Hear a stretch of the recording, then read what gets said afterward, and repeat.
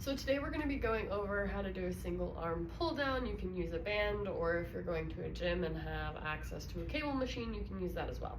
With this single arm pull down, we are using the same mechanics of that bilateral, where when our arm is overhead above this 90-degree angle, we're thinking about scap wrap, thinking about pulling the shoulder blade forward, thinking about externally rotating to sort of maximize stability here.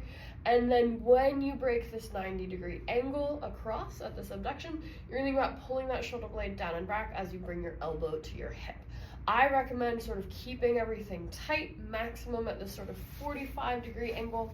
I don't recommend really wide for hypermobile humans because it'll put more load on the shoulder joint and will be harder to stabilize. So you don't want to be too far out here. You kind of want to keep closer together, thinking about this wrist staying close to this shoulder and not letting it drift down.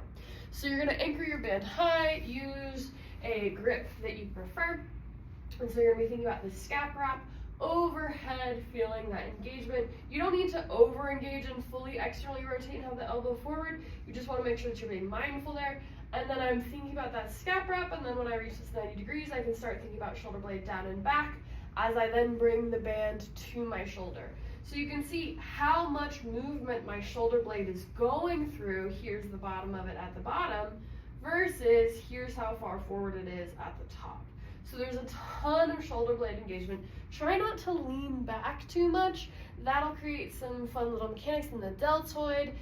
You want to try to get underneath as much as possible so that you're getting that straight pull down, which will translate more directly to your pull-ups. And I'm just going to show you a little bit of what it looks like from the front here. So I'm swiveling, again, thinking about that scap wrap, not pulling that shoulder blade up to my ear, making sure there's space here.